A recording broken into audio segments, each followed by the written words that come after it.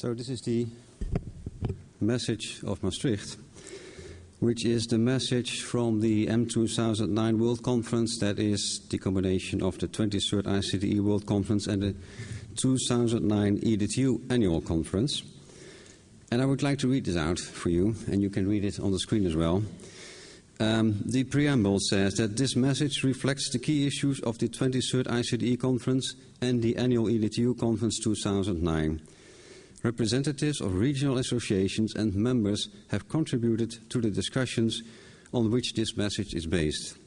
Creativity and innovation are key to the improvement of the human social and economic condition. Innovative, flexible ways of learning and creating and sharing knowledge are required if every one of the world's people is to have the opportunity to maximize his or her potential and to contribute to the development of their communities' governments. NGOs, not-for-profit interests, and the corporate sector must individually and collectively mobilize their imagination and resources to create flexible, accessible, and quality learning at scale. The achievements are: over the last 4 decades, open, flexible and distance learning has developed so that it now offers the first real means of delivering quality learning at scale. The open and distance university movement is removing barriers of geography, time and cost while maintaining quality of education. In some countries, open and distance education now serves more than 1/3 of the student population, and this is growing rapidly. Also, the lives of many, including small farmers, nascent entrepreneurs and previously marginalized communities and individuals, have been changed through the learning acquired from these institutions. All of this contributes to the growth of local and national communities and economies.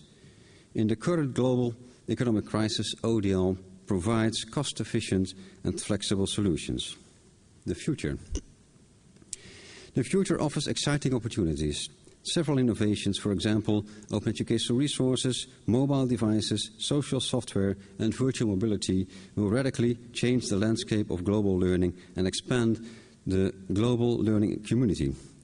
Open, flexible and distance learning can contribute productively to all education systems. We also have some challenges, and these are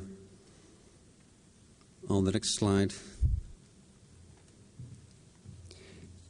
The challenges are regarding these innovations also present the challenges that must be resolved to achieve the successful massification of education.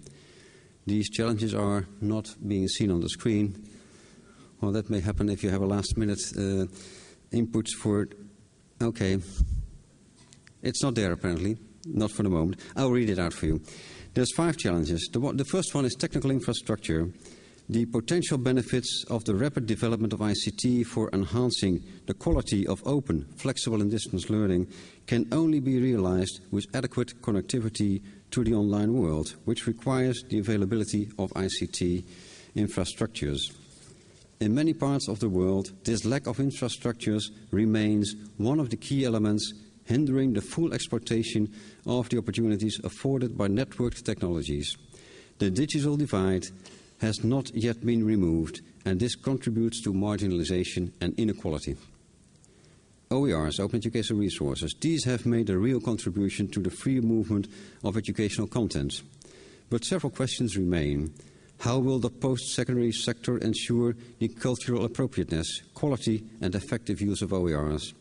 How can the sector ensure that they do not inhibit the creation, growth and renewal of intellectual capital? How will they be captured to ensure their preservation and use? How can they be made sustainable? Challenge number 3 is about quality. The growth of distance institutions with international reach and the number of their graduates have led to concerns of quality, demanding internationalization of curriculum and learning by all distance learning institutions. Quality must be assured and demonstrated in measurable ways to ensure that learners acquire the knowledge they need and to reassure stakeholders of this. Challenge number 4 is mobility. Internationalization is a hallmark of 21st century learning.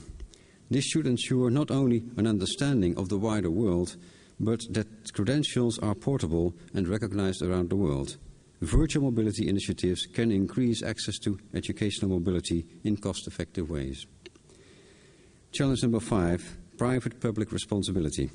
In many countries, over 90% of learning is through private not-for-profit and or for-profit agencies. What is the appropriate mix of public and private responsibilities for learning? What are the effective business models? How can national capacity be developed to ensure service to the public? Okay, I see on the screen it's there. And we, of course, are at the final stage now with the way forward. So we had 5 challenges. The one on technical infrastructures, the one on OERs, the one on quality, the one on mobility, and the one on private-public responsibility. 5 major challenges. The way forward. There is currently an extensive range of regional and national activities addressing these challenges. ICDE will draw upon members and associations to develop specific action-oriented agendas. It is proposed that ICDE will support the coordination of the consolidation and expansion of existing UNESCO-sponsored activities in quality and OER. ICDE will support the coordination and development of actions to address the additional 3 challenges. So what it says is that in OER and quality we have made considerable progress already, and we have to bring that further in connection with UNESCO. And of course the other 3 challenges are equally important, and they will also be addressed under the ICDE action agenda. This then is the end of this Maastricht message, and I would now like to add that there is an additional statement being made on one of those 5 challenges, that is on OER, because this conference was a lot to do with OER. As you know, all keynotes more or less addressed OER, and there was a strand on OER which was very actively attended.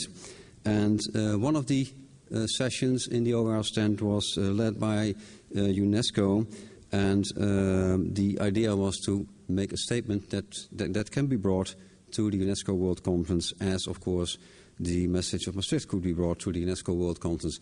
I would like to ask Susan D'Antoni, she not as a UNESCO person, but as a person, you all know her, I guess, if you're in the OER world. Susan is very active in this area, and I'm very happy that she was positive to my request to present a statement on OER, and I would like to ask her forward.